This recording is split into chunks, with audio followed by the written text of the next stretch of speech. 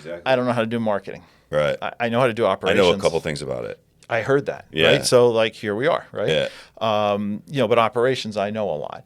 And so, if somebody has a weakness or something they don't know about, there's so many people here who are so willing to help. So I think that's part of the Buffalo magic that you're not going to find in other areas. What does it mean to plant your flag? It means you're not afraid. It means you're passionate about what you do. It means you're here to serve others. In business, in life. In good and bad. You aren't afraid to fly your colors proudly because you know you serve a greater purpose. This is the Plant Your Flag podcast with Mike Bean and Jeremy Mountain. Hey everybody, welcome back to another episode of the Plant Your Flag podcast. We're joined today by Steve Kottakis, and he's from Nickel City Property Management. And he's got an interesting twist on some things, and I'm going to just pass it off to him and let him explain a little bit more about what he's been up to, because you went from engineering to managing how many properties now? About 270 units we do now. Whew. That's a big one. Yeah. Big change. All right. Well, thanks for having me on today. Appreciate that. I'm Steve Kottakis. My family, we moved up to Buffalo in 2014. My career had all been in manufacturing operations. I have a background in engineering, worked for Procter & Gamble for 10 years at 2 different locations, and then I worked for L'Oreal at 3 different locations for 14 years. And I wasn't planning to move to Buffalo. A job opportunity opened up. Our family moved up here, and as I was in the area, I started learning about the local area. Had reread, I think I told you this, I had reread Rich Dad, Poor Dad at a time where I had some cash that I wanted to invest and didn't want to just put into the market directly, and started getting interested in real estate. At the same time, the job that I moved to Buffalo for came to an end. So I was up here for about 2 years and then was going to be out of work. So I made the decision at that time to kind of leave corporate and start my own business in real estate. So I started buying properties. I had gotten up to 52 units total. Right. Over 16, 17, and 18.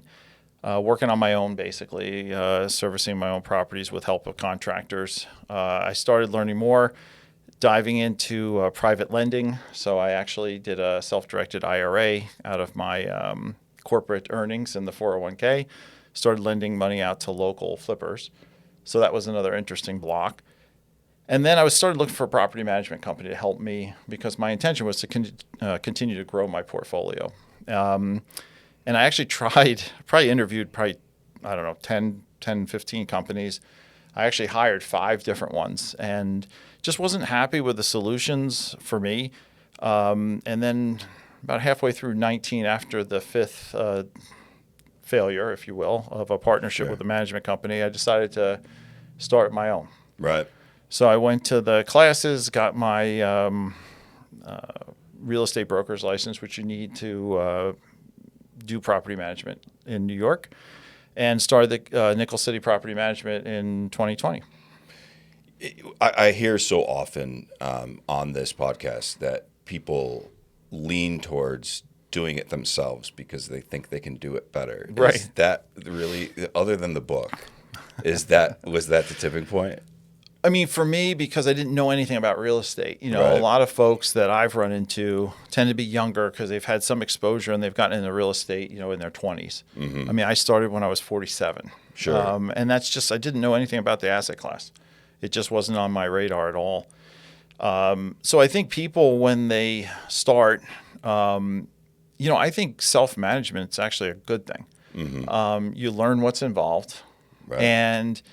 And then, to be honest with you, you make a decision whether it makes sense for you to engage a partner like myself to help you, right, or keep managing yourself. And what I tell folks when I give talks, that I don't have any problem with self-management. If you have the time, you have the knowledge, and you have the temperament, right, to do the work, and you want to do it, then great, you should do it, because as good as I think we try to be, mm-hmm, we're never going to bring the same attention as somebody to their one double or small portfolio. It's just not going to happen. I think we do a great job and we can help people a lot when investments are part of their whole package and their Right. future. But if they, again, have all those elements and they can do it, and then, it's not keeping them up at night and making them crazy, Right. then they should do it. Yeah. Yeah. Those three, the time, the knowledge, and the temperament. Yeah. Right? And how often do you see, when it comes to units, that tip over towards needing somebody like you? Well, I mean, as far as a number of units, I don't know. It all depends. It just 'Cause really it depends on It one of depends those on three where they variables. are. Yeah. Well, it's really the time part of it is, how much time do you really have? What's your family situation? And that changes, right? You can say, Right. well, right now I'm newly married. I have all the time in the world. Then all of a sudden you got little kids at home and it's like, okay, I don't have any time anymore. Life changes. Yeah. Or, I have other things which, are making me not be able to focus. Right. The other thing I think, which is going to make it more difficult, and has been the last few years, if you ask anybody who's in the business, is really the legal environment. It's gotten so much more difficult to correctly deal with the legal sides of the business that, you got to have a professional, Right. because we're in it every day.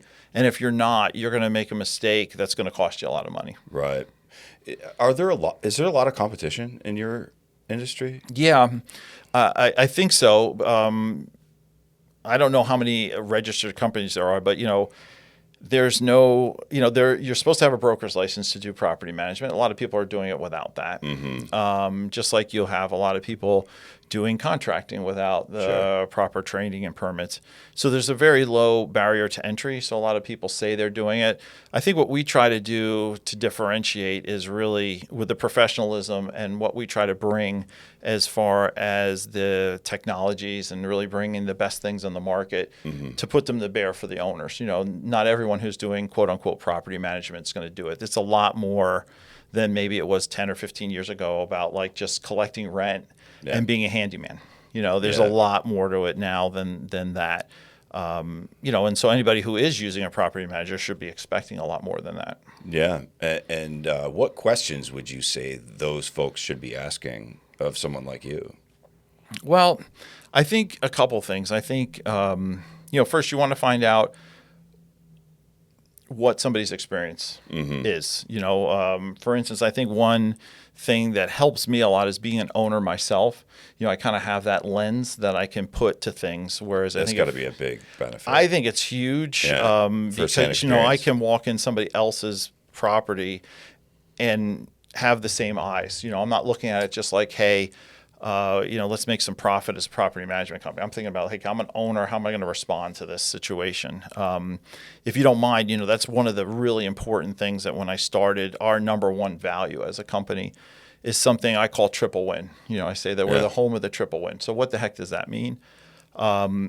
Triple win means there's three parties in what we do. There's the owner, Yeah. there's the resident, and then there's the management company. Yeah. So when we, carry out the daily, things that we have to do to manage a property, how do we benefit all three parties? I think that's the big difference, that we try to bring to the market. We're not always successful, and in every situation, it's not going to be perfect. It's not pie in the sky, but that's what we're striving for. So when we're looking at a situation, we're trying to say, hey, how do we balance it all so everybody can benefit? And that feels good too. I know as a business owner that it feels good when everyone feels good.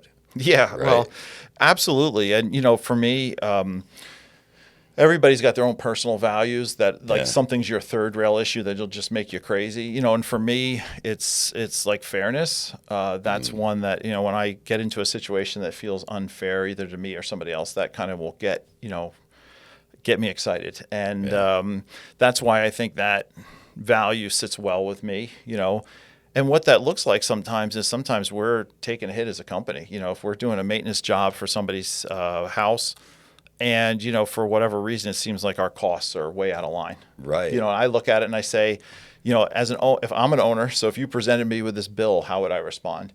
And if it's ridiculous, then we basically, eat the cost. Right. And most, there's not a lot out there, but your better companies are going to behave in that way because they also understand that, you're looking for a long-term deal Yes. there. One of the big things I think I picked up from one of my mentors in the space is I'm not in the property management business. That's the name of the company. Okay. It's a relationship business, right? Yeah. And that took me a few seconds to figure out that he was I right. just Like, what does that said, mean? But if you think about it, I'm getting approached by strangers, and that stranger is going to hand me over the keys to probably the biggest investment that they have. And that's a huge responsibility. That's a lot of weight. That's a lot of trust, right? Yeah. So our relationships that we've been able to build, like I have some, a lot of my clients are still from the early, 2020s, 2021. And that's what really makes it work is I've built up the trust with them that they know I'm going to do the right things for their property. And we've been successful. And other owners we haven't been as successful with, for whatever reasons. And you keep having to build that trust. Right. That's the number one thing that we try to do right off the bat, because you start off basically with none. Right. And you really got to build that up if you're going to be successful. Yeah. And you also migrated to the Buffalo area. So you had to set up a reputation in an area that is a lot smaller than what you were accustomed to. So you had a lot of different things that needed to kind of shift around to let the stars align. Yeah. I mean, the one that was real interesting to me is, I live in a suburb. I live in Clarence. Yeah. Most of our business is in the city of Buffalo. And by buying property and being in this business, I'm learning the city. I still am learning the city. Right. I didn't have a network.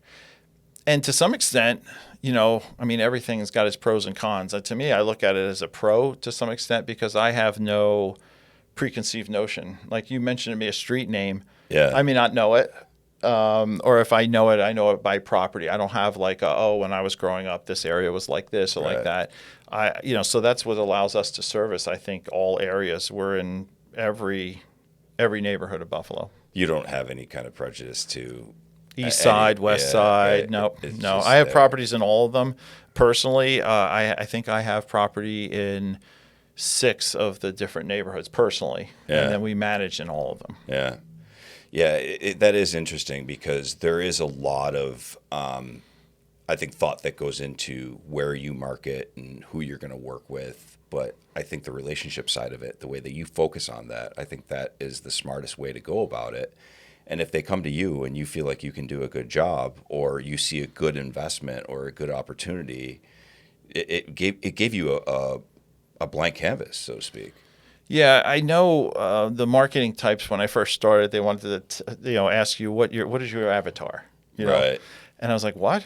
And they're like, who do you serve? And we don't have one like that. It's as far as I'm concerned, like as far as age or male or female or this or that or the other thing. I mean, really, it's who's somebody who has a rental property, who wants some help, right, and is aligned with our kind of long-term vision of providing a triple win. Yeah. So what that does is it will cut out certain owners who are just in it all for the profit, and they don't really care the conditions or who lives there. They just want to make money.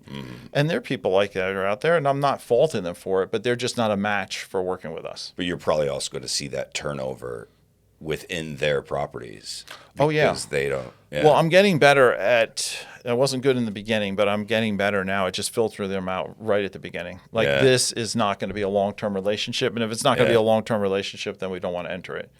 I mean, it's a good feeling to have, is it not? To just like have that triple win and then also feel like you're working with good people. Yeah, I mean, I think one of the most rewarding times that you have, at least in this business, because the difference with this business than maybe like real estate sales is real estate sales is a culmination in a sale.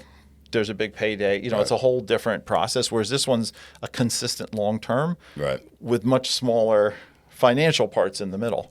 So I think for us, when we're able to deliver that triple winner, we see a situation where everybody benefited, or you look back and you say this year, the owner made some money, the tenant loves the place, and it's a smooth situation for us. Those are fantastic. Yeah. I think the other thing that I got from my corporate experience, because I was in manufacturing, the pinnacle of what I did was managing some factories that had 500 people in them. And the people part of it, I had, not been able to do before in small business. So now as my team's growing, being able to work with great people, but seeing them achieve more than they did yesterday. Yeah. And really seeing that synergy. So what does that mean? It means like, if there's two of you working together, 1 + 1 doesn't equal 2, it equals 3, 4, 5, 6. Right. That is like very cool. And, I have some great people working with me now, and we're starting to see that. We're starting to really make the triple win happen more and more. And that's really rewarding. I'm super excited for you because it can take a while to get there, and it has. And I'm glad you also brought up the fact that you brought in some past experiences from corporate world as you transitioned into owning your own business, planting your own flag. What kind of advice would you give to somebody who might maybe be in one of those jobs and they're like, I think I'm going to jump because I've got an idea? Well, I would tell them, the earlier the better. Yeah. I think the first inkling I had that maybe I wasn't going to have my whole career in corporate was I was probably about 35 or something like that. Yeah. And, I started thinking about doing something, where I was my own boss, right? Yeah. But at that time, I had 4 kids under the age of 8 and a stay-home wife. So financially, I just couldn't figure out, how do you do it, It's right? scary as heck. It was, yeah. And when you're making a lot of money, W-2 wise, it makes it worse. Right. And to be perfectly frank, I was let go of the company that I moved here for. I mean, they didn't achieve their sales goals. So 2 years after I moved here, I was the COO of this company. They replaced the whole management team. So there was a few of us out of work. Yeah. And 5 years later, they actually drove the entire 3 companies out of business. So it's probably I got an early early transfer off the Titanic. So it was probably a good thing. For me. That actually happened to me before. Yeah. I quit a job while I was starting this company, and they said, why, what's going on? Why are you just leaving? Because I never walked out of a company ever before. Never walked out of a position. And I said, I just don't like the direction this place is heading. And 2 weeks later, it went out of business. Wow. That's Yeah. Yeah, me, I had to get thrown off, so I wouldn't have figured it out myself. I think it's one of the hard things. So the advice would be, it's hard to do it on your own. So the earlier you do it, the better. Yeah. Because, if I had done it when I was 25, I wouldn't have had all these other responsibilities. The paycheck and the pay difference wouldn't have been as big. Right. So it would have been easier to do. So I think for folks who are thinking about it, there's a lot of barriers, because being your own business person, you don't have to have a degree. You don't have to go for an interview. It's easy to do, quote unquote, right? But there are barriers, and some you're going to face as you're into it, starting it. I would just say, what's great about this area that I found is the support is great. I mean, let's face it, whatever you want to do, there's a networking group. There's different groups with a lot of people who will support you and help you to try to get going. Whatever that barrier is. Like, me, how did we meet? We're in a networking group. Exactly. I don't know how to do marketing. Right. I know how to do operations. I know a couple things about it. I heard that. Yeah. Right. So here we are. Right. Yeah. But operations, I know a lot. And so, if somebody has a weakness or something they don't know about, there's so many people here who are so willing to help. So I think that's part of the Buffalo magic that you're not going to find in other areas. It's so cool for you to say that, because that was going to be one of the things I wanted to bring up is, your thoughts about the community, because they say, city of good neighbors, those kind of things.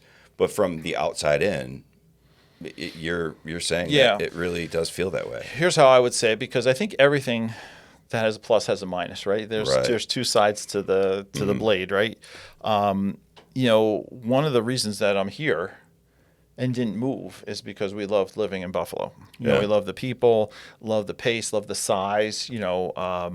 Most recently we were living in central New Jersey. Yeah. I grew up in New Jersey. My wife did too, different areas. But it's really different. being here. And we like that a lot. And for business, I think it's great because the people are approachable. It's very networked, so there's not a lot of BS here, Sure. If you're a bad actor, Yeah. you're not going to hide in Yeah. Buffalo because it's not big enough to do that, right? Right. So we liked a lot of those bad attributes. news travels fast. Yeah, too.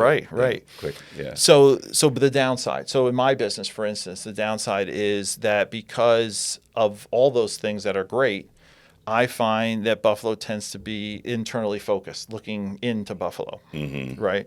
And there's not a lot of big influences that force you to kind of raise the bar sometimes, right?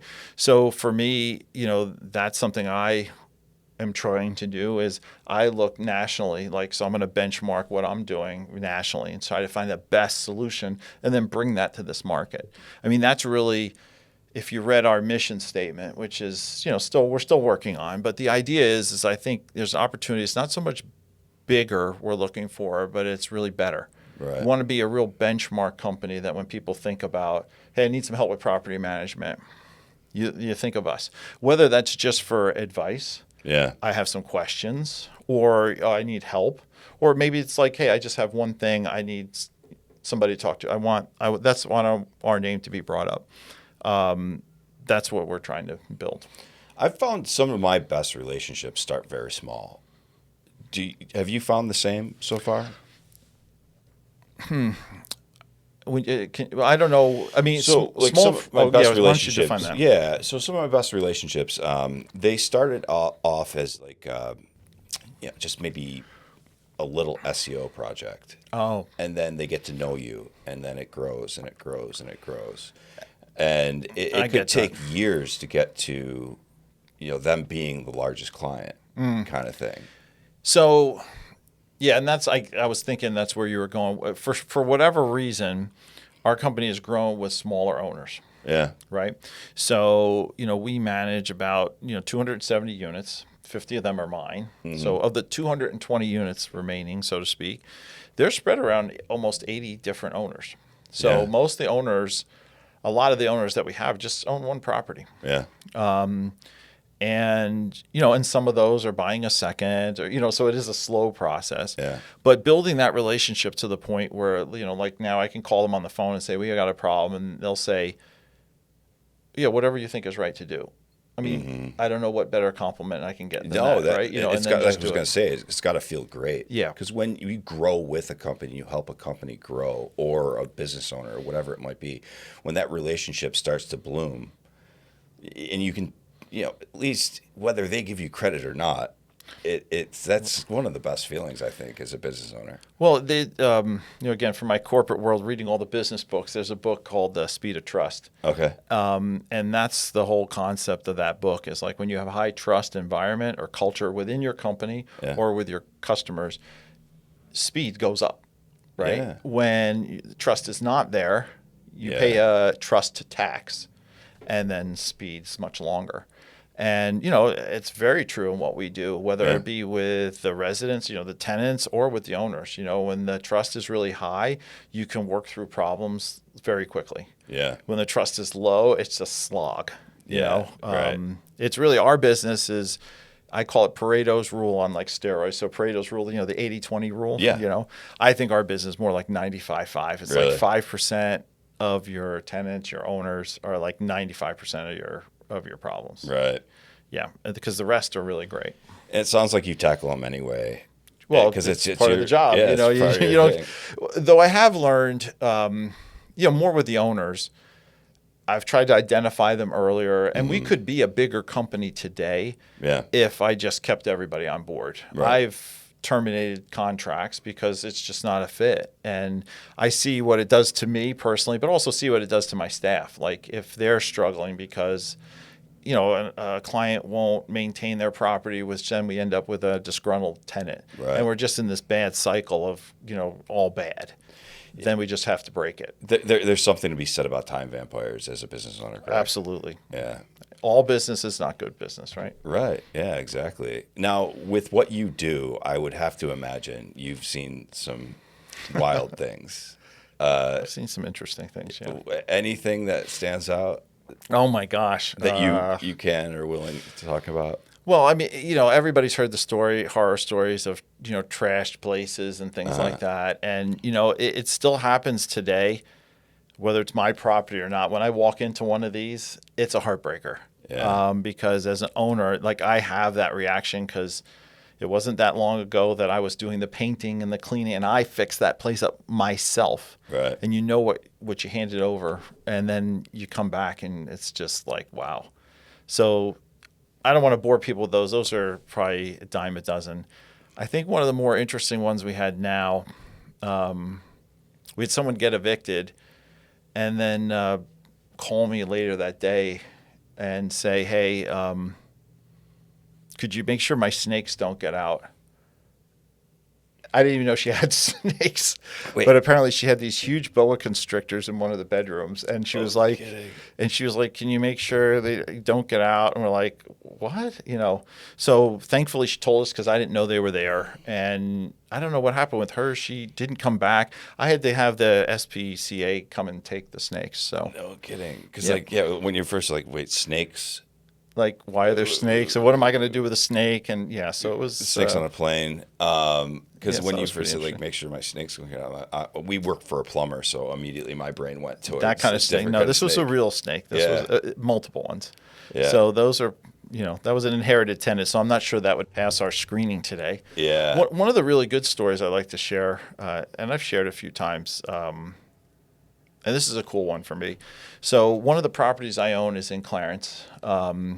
It's a 9-unit down in the Hollow. And I had this great couple as one of my tenants.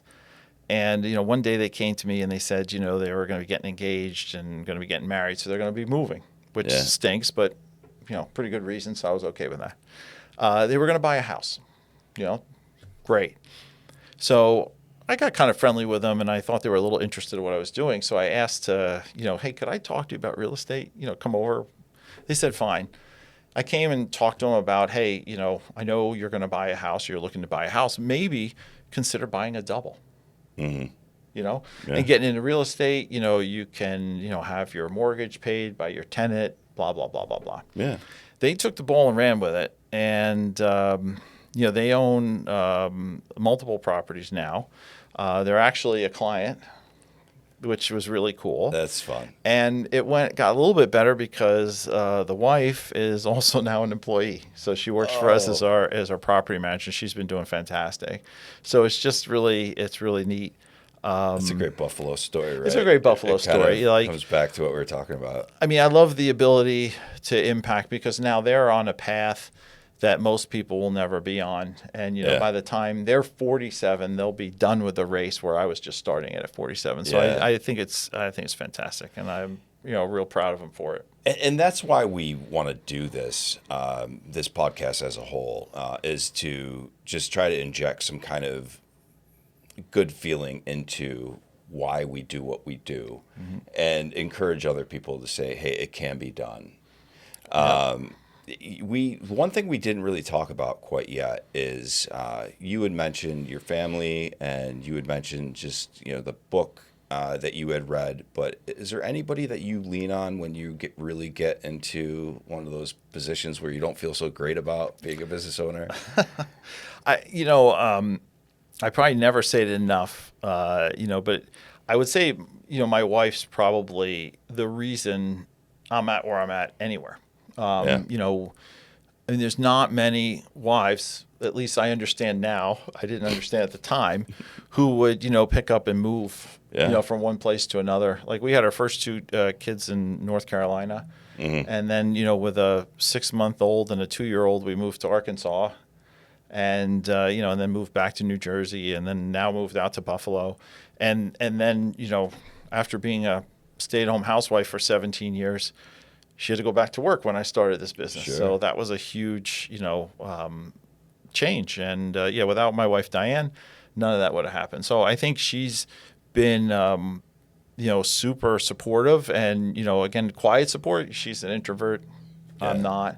Yeah. So, but she's always there and always supportive. And I'm always counting on that. It's like a unspoken rule. So I always have that support to go. So she's probably the number one, reason I'm at where I'm at. Yeah. And I have developed a couple of folks from business. You said something small. One of the people that I lean on a lot and I respect a ton is actually our HVAC contractor. Jerry, who runs Tropical Heating and Cooling out of Niagara Falls. Really smart business guy. He's done a lot of stuff and has been really helpful to me. And we've worked together since I bought my first property. So he's been a great resource for me. How'd you meet him? I don't know. Someone must have recommended them when I was at one of my first houses and needed some heating work. And we just hit it off. What I liked about how he does business is, like, especially when I started, I was trying to do things on my own to save money, like everybody does. Yeah. So I would call him and be like, okay, I'm at the furnace, and he would try to talk me through repairs and, taught me the basics. So, like, I could go to I'm not Mr. Handy. Sure. Never was. Sure. But I could go to a furnace, spend 15 minutes, solve some problems sometimes, or take care of all the easy stuff. So if I did have to call him, then he knew he was coming to solve a real problem. Right. And actually, he preferred that. Yeah.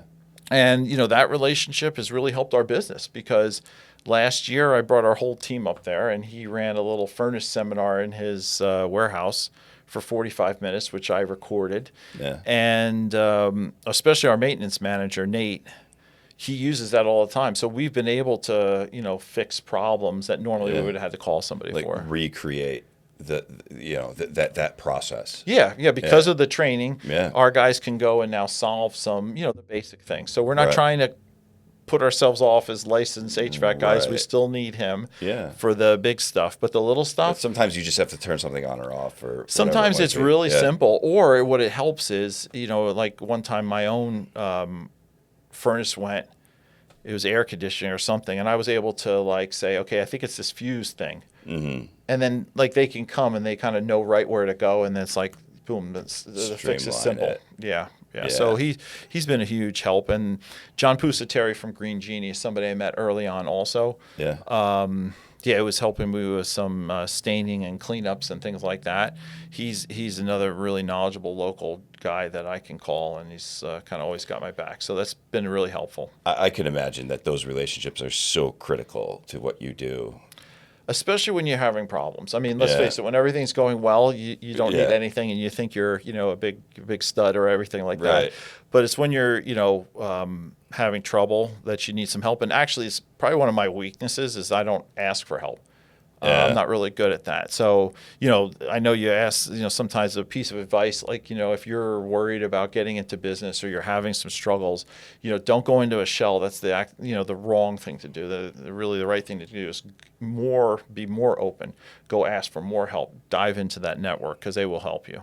Yeah, that is really a good thing. And we've talked about that before with other people.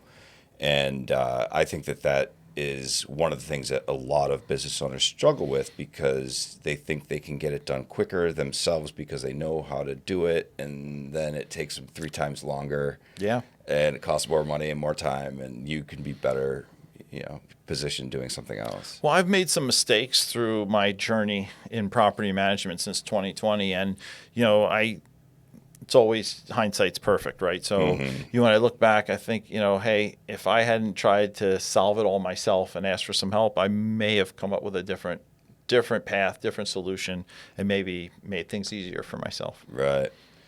Yeah, I think a lot of the things that you've mentioned, and especially your path, the way that you got from where you were to where you are today is like I said, it's different. It's interesting from some of the other people we spoke with. But you've got a lot of the same, sentiments when it comes to the good, the bad. But we want to also make sure that we spend just a few minutes here talking about how somebody who might be interested in getting a little help with their property or maybe getting into the business, because it seems like that's something that you've worked with before. How do they get in touch with you? So I would say, email, our website, or, call, text, whatever. So, it's Steve at Nickel City, so Nickel CITY-P as in Peter, M as in Mary. So like pmpropertymanagement.com. That's probably an easy way. Or our phone number is 716-565-3825. Just shoot a text to that. And, I'll get back to you, and then we can figure out if you want to grab a cup of coffee, just talk about buying rentals, or if I can help you at all with managing your own. I'd love to. Awesome. Well, thanks again, Steve, for taking time today to just chat with me and reach out to our network here at Plant Your Flag. So anybody out there who is any interest in Steve or the podcast, make sure that you get in touch with us. If you haven't followed, subscribed, or hit that little bell down on the bottom on YouTube, please do. This way you won't ever miss an update. So thanks again, and have a great day. Thanks for watching. Thanks a lot.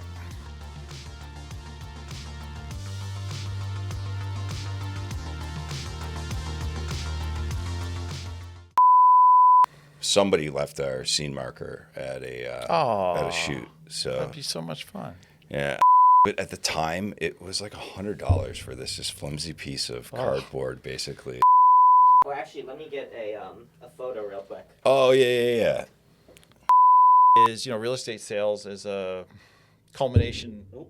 Culmination. Yeah, I've, been asked several times, and I'm going to do yours. That was a huge compliment.